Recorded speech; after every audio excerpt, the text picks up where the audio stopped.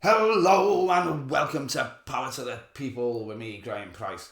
I've examined a lot of right-wing characters since I started this channel, and in every case I've had absolutely no problem exposing their ruthless twattery. I've even done a few reform or ex-reform characters already. Ben Habib was surprisingly easy to add to the 5 Reasons playlist, and I was spoilt for choice with Lee Anderson. Mr. Richard Tice has been a little more difficult because he's kind of a subtle person in some ways. He can sit in an interview with Laura Kunsberg and subtly suggest we should deport all illegal immigrants or withdraw funding for all net zero policies with a very kindly smile on his face. And he's not a stupid man, and he's a well-educated and well-connected man, and he's a very, very rich man. Well, I don't think subtle is particularly a word that could apply to me. I have struggled with this video a little bit though, because Richard Tice, or Dick Lice, as I entitled him some time ago in my videos, is very good at being the background of bastardry to Nigel Farage's foghorn of ignorance. But I have managed it, of course I have. Scratched the surface on about 75% of the politicians in this country, and you find utter twattery and shades of bastardry hiding beneath, and Tice is no different. So let's have a look at 5 of the reasons I think he's a twat right after this. 'Tis Power to the People with Graeme Pryce, where sometimes he's naughty or nice.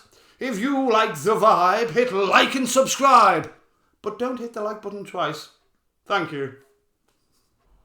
Now, I often use the first reason to lay a bit of groundwork about the particular twat in question and illuminate some of their hypocrisy, and I will certainly do so with Dick Lice.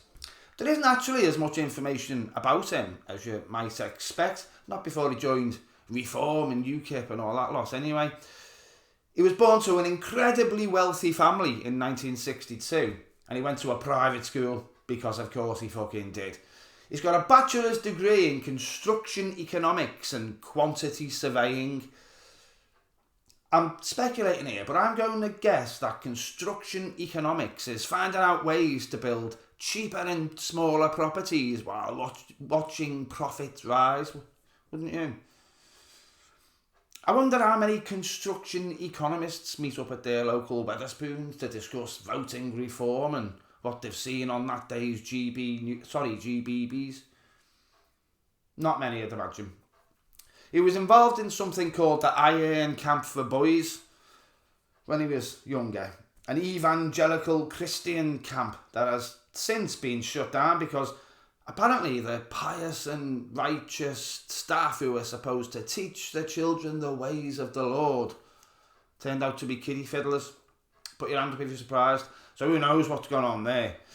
He was later given a vastly overpaid and undeserved job by his grandfather, because rich people just don't really need to work hard these days, apparently. To be fair, he doesn't play the whole man of the people role quite as much as Farage.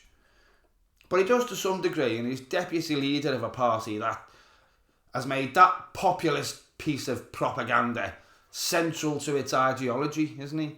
So, I'm not letting him off to any degree. He's also spent years donating vast amounts of money to the Conservatives before realising they weren't far right enough and they certainly weren't going to stay in office, and getting involved with Reform or Brexit or the UKIP or whatever it was fucking called when he came along. Man of the people, my arse.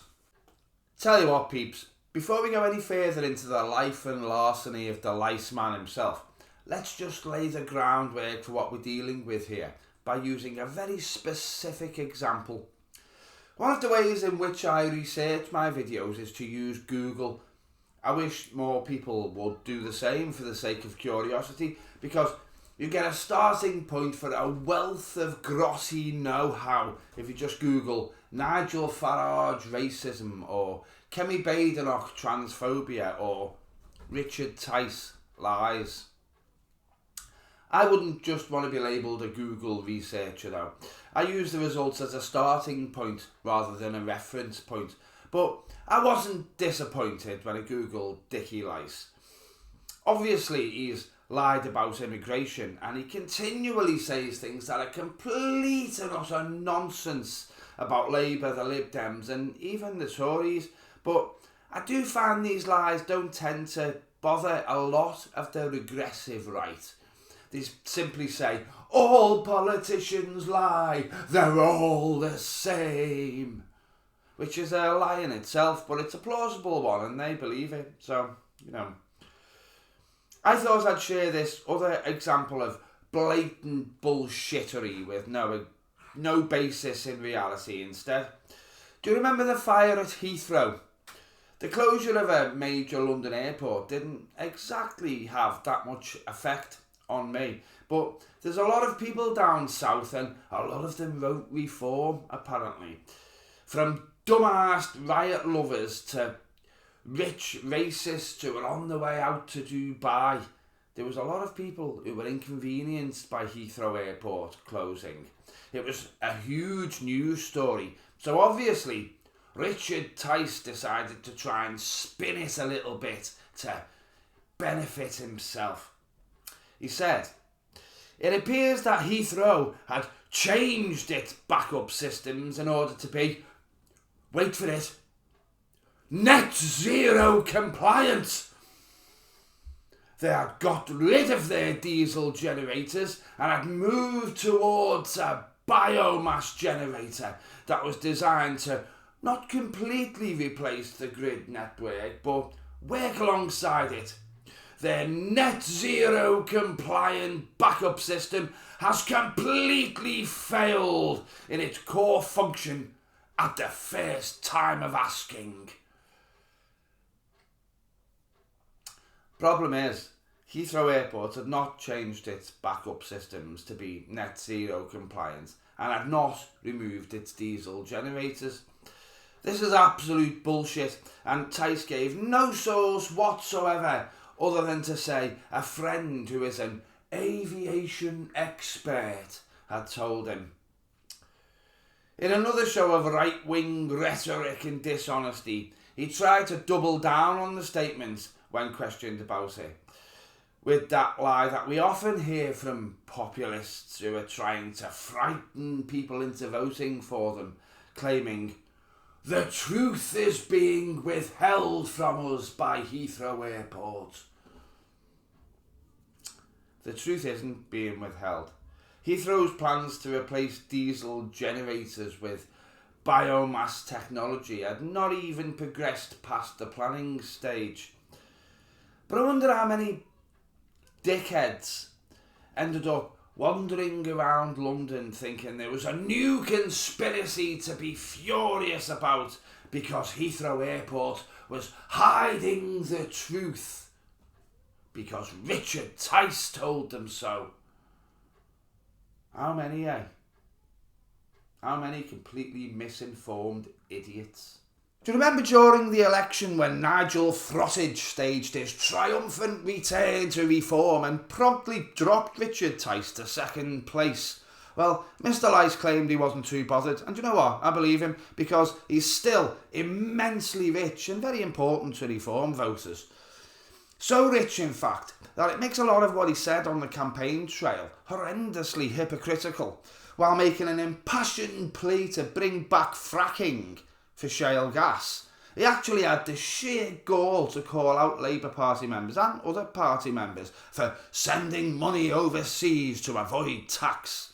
Now, Dick Lice is well aware that the majority of reform voters don't have the basic IQ to look into his financial dealings, but unfortunately for him, he doesn't yet live in a country entirely populated by fucking idiots. Yet.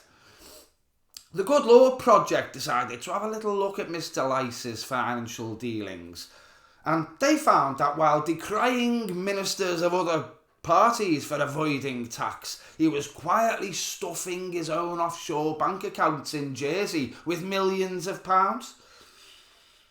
According to the tax expert Richard Murphy, there are only two reasons to use tax havens. One is to secure secrecy, but this was obviously not his goal because of his use of Jersey trusts being on public record. The other is to avoid tax. You would not incur the expense otherwise. This must be the aim in this case. When challenged, the big itchy cock himself said that he had done nothing illegal. Well, he hadn't. He's one of those that's got such vast amounts of wealth that he can actually pay people to find loopholes to help him avoid paying tax without actually breaking the law. I was under the impression that people who wanted to be in government were supposed to be the pinnacle of public servitude. Well, we certainly know that isn't the case with Richard Tice, and to be fair, it doesn't seem to be the case with very many of our highest ranking and highest paid public servants. But, they want to live in a lap of luxury, but they don't want to pay for society to be better, to educate people, to care for the sick or the elderly. Those pesky things that they call socialism, that they call socialism with such disdain and so commonly and frequently that me and you continually come across people on social media who say they hate socialism. And then when you question them a little bit, they don't know what it is. They've just been told to hate it by their favourite lying grifter. Well, Tice knows full well that paying taxes is not socialism. It's just an integral part of living in a functional country with a healthy economy. But he's got a hell of a lot of money and he doesn't want to spend it on making your life better, and he doesn't want to spend it on making my life better, and he doesn't even want to spend it on making the lives of Reform voters better. What a fucking shocker. I think I've been a little bit spoiled by the polemic nature of the Tories' time in office. They forced votes on such utterly black and white issues that so often illuminated the depth of their obvious depravity continually during their 14-year reign of ruin.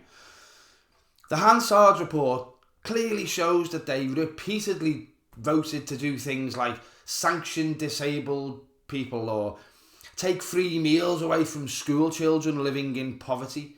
They repeatedly voted for more surveillance of me and you and our online activities and more authoritarian rule, to take away legal aid, to take away Sure Start centres, to take away libraries and public services, as if the 2008 banking crash had been caused by there being too many buses between Widnes and Hale Village or too large a leisure centre in Basingstoke. Well, since taking office, Reform haven't been involved in any similar really spiteful shenanigans and mockeries of morality. We can only guess how Tricky Dicky would have voted if he was in office in 2015, and thankfully we'll never know and never have to deal with the consequences. Keir Starmer has made a good point of trying to inform us that Reform voted against the Workers' Rights Bill, though. They voted against the Assisting Dying Bill as well. And for a party that spends hours every day gammon raging all over Twitter about illegal immigrants, they voted against a few things that would have actually helped with that issue already as well. You see, one thing that does come up when you look at the votes cast by Dick Lice, it's nearly always a no. Almost always, anyway. You see, when a Labour or a Lib Dem MP, bloody hell, I'll even go there, when the majority of Tory MPs cast a vote, it's usually because they do believe in their vote, even if it's for something despicable. That's not the case with the Reformers. No, they vote to make a statement. They vote for the sake of contrarianism and division. I'll keep an eye on it as we go forward, but I think we know how it's going to play out, don't we? They will vote against anything proposed by Labour, regardless of whether it benefits you, me, or their own constituents, because they care more about grandstanding and pointless defiance than they do about policy or reason. Patriotic, eh? Very patriotic. We've seen Richard Tice stand up and say a few fucking stupid things already. Let's see how much more hypocrisy we'll see before he gets voted out of office. The hottest temperature ever recorded in the UK is 40.3 degrees Celsius, which occurred at Coningsby, Lincolnshire on July the 19th in 2022. Do you remember that summer? I'm lucky in some ways because I love the hot weather. It doesn't bother me in the slightest, and I absolutely love being able to wander around my house looking like a cross between Gollum and Skeletor in just my undies. But I can really appreciate why some people don't like it. Scientists who actually do know what they're talking about and have studied real subjects rather than construction economics say we should expect a significant worsening of weather conditions on our Emerald Isle before we can expect to see any improvement. They say we should expect rising temperatures, more frequent and intense weather events like floods and droughts and heat waves, and changes in rainfall patterns with much longer and drier summers and shorter and much wetter winters. Well, we're kind of seeing that already, aren't we? Stupid, thick idiots who fall for dumbass populist bullshit and think people like Tice and Frottage speak the truth are easily fooled though, and Dick the prick is well aware of that. So he's been all over social media for some years now telling lies about climate change. He surpassed himself when he was elected as MP for Boston and Skegness though. Within a few days of taking office, he posted a statement on Twitter explaining how he was going to do everything in his power to stop any wind farms or solar panels or any company that promotes, sells or makes use of them from succeeding in his constituency. Thankfully, like everything else about reform, it's all bluster and no bollocks because they only have 5 MPs and they haven't really got the power to do anything on a national level like that. They have no power whatsoever to affect policy of any kind. He's quite determined though. He's conducting a campaign of smear, spite and mockery against Ed Miliband, the Labour Secretary for Energy, to the point when he's labelled him Ed Silly Man. Ed Silly Man. Yeah. It's childish, but I've got to be honest. It's probably the most inventive and entertaining thing Dick Lice has ever said, isn't it? Ed Silly Man. Thank you for watching if you've gotten this far. I think we've said as much as we need to say about Dick Lice for now, though I'm sure his despicable deplorability and heinous hypocrisy will be on show again soon enough, because it doesn't seem like reform is going away anytime soon, unfortunately. There's only 2 of the 5 reform MPs that I haven't had a look at now. Sadly, the other 2 haven't really been around long enough to get a decent idea of just how twatty they are yet, though the signs are there. I think I might do a shorter video about the 2 of them together, and then I'll have managed to cover a whole political party, with there only being a quintet of low-quality crackpots making up reform right now. Let's hope it stays that way indefinitely. I'll certainly be hoping there's no more by-elections in deprived areas for the refuckers to prey upon, and I'll be keeping an eye on the polls. If you'd like to join the battle against bullshit with me, you can support the channel by finding the links for PayPal, Patreon and the Buy Me a Coffee page scratching themselves furiously in the descriptions box, and the join button for memberships is as always below. Now that isn't all I have to say, but it is as much of what I've got to say as I'm going to say today. Ta-ra.